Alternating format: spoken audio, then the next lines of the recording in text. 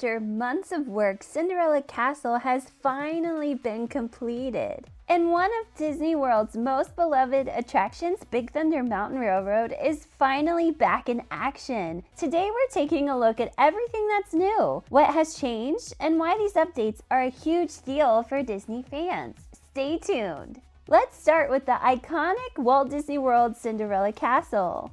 The massive project, which ran from the first half of 2026, ditched the 50th anniversary pink and gold tones in favor of the castle's classic storybook look, featuring grays, creams, blues, and beautiful shimmering gold. Maintenance crews freshly painted the stage, performance platforms, and steps to match the vibrance of the freshly updated icon. The moat, which was entirely drained in January of 2026 to allow crews to construct temporary dams and access the front of the structure. The moat has finally been filled with water, guys. It looks beautiful. Look how the castle just beautifully reflects in the water. It is gorgeous, you guys. Video and pictures truly do not do it justice.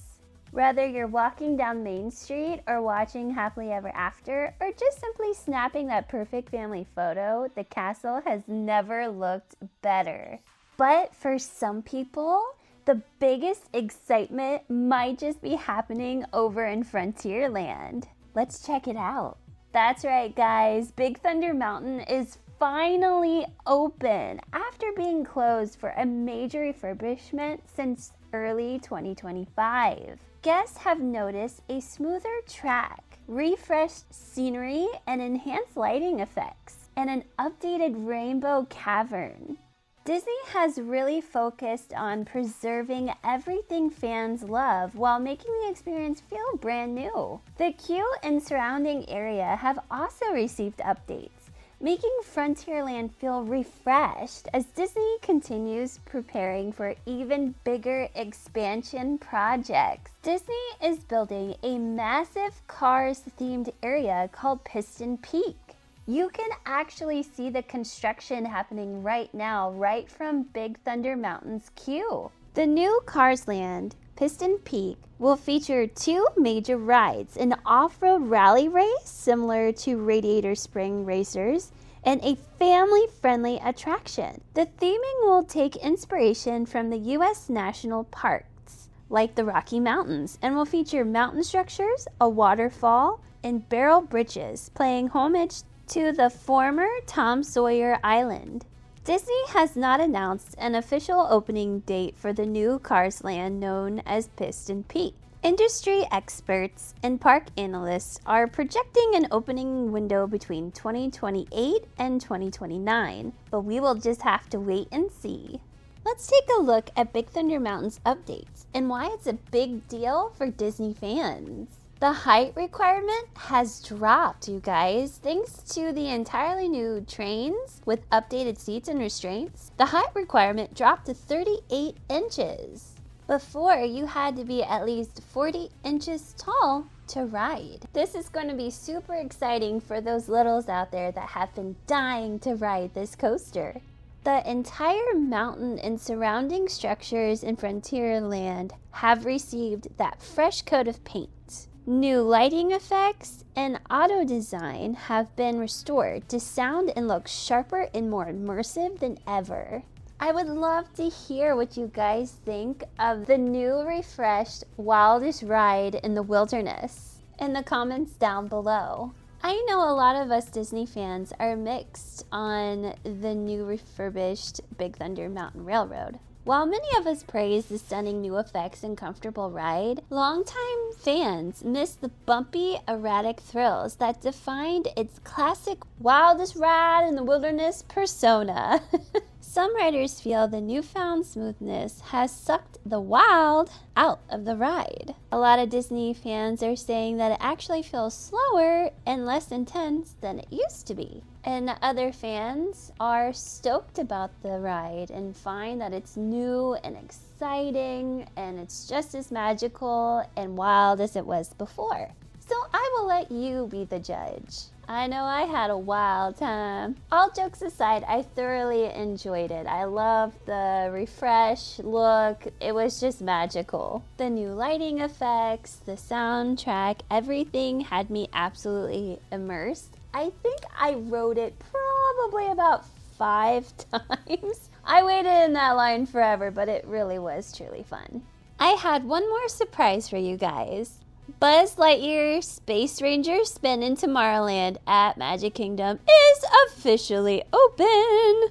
It debuted on April 8th, 2026. The Tomorrowland attraction had been closed for an 8-month refurbishment that brought upgraded blasters, redesigned vehicles, enhanced gameplay technology, and a brand new robot character named Buddy to the ride. He is adorable. The old mounted laser guns have been replaced with completely handheld blasters, granting us riders a better range of motion to hit targets while spinning. Watch out for targets with a glowing white outer ring during the ride, because these are worth double points. And if for some reason the ride stops, you can actually keep shooting the targets to continue growing your score. My husband thought this was a little cheaty, but in my defense, if my spaceship suddenly stops and I'm trying to help Buzz defeat Zurg, I'm not gonna stop shooting. Let evil Emperor Zurg win? Yeah, I don't think so. The 90s kid in me simply will not allow it.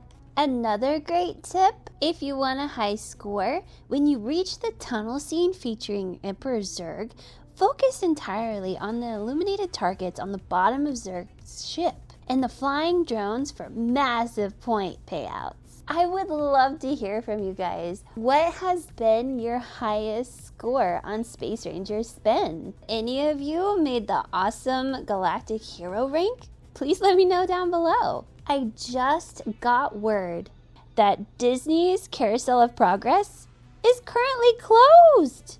It's closed for an extensive overhaul to allow Imagineers to update the timelines and characters.